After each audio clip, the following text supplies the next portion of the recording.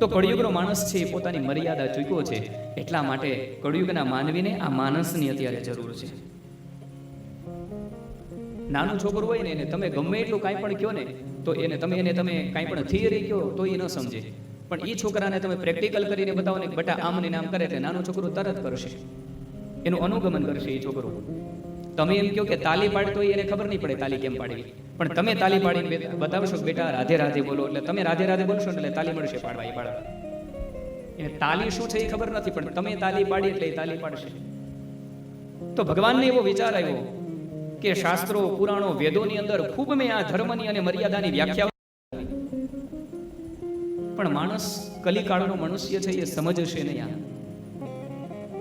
તો એના માટે શું કરવું?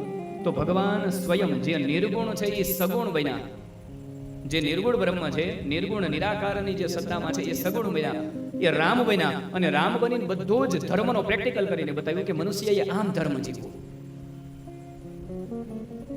કેમ કે કૃષ્ણ ચરિત્ર છે અતિ વિચિત્ર અને રામ ચરિત્ર છે અતિ પવિત્ર ગ્રંથ છે. એટલે કૃષ્ણ કરે ન કરાય, કૃષ્ણ જે કહે એ કરાય, અને રામ જે કરે ને એ કરાય. કૃષ્ણ જે કહે, કૃષ્ણએ જે કીધું ગીતાજીમાં એ કરવાનું છે, ભાગવતમાં જે કીધું છે એ કરવાનું છે. કૃષ્ણએ જે કર્યું છે એ આપણાથી થઈ શકે નહીં. એ બધી અમાનુષી લીલાઓ હતી બધી કૃષ્ણની, અને કૃષ્ણએ જે પ્રમાણે કર્યું એમ ન કરી શકાય, પરંતુ રામચંદ્રજીએ જે કર્યું એ બધું કરી શકાય. મર્યાદાની હરોળની અંદર રહી અને ભગવાન શ્રી રામચંદ્ર પ્રભુએ એ જીવનો માર્ગ છે એને પ્રશસ્ત કર્યો છે.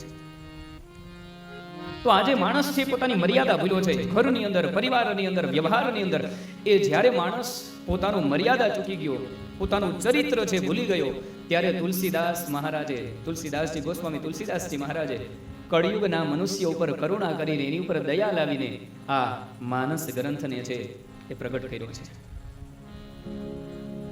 તો આ કલિકાળની અંદર કોઈ પરમ આવશ્યક કોઈ ગ્રંથ હોય તો એ રામચરિત માનસ છે.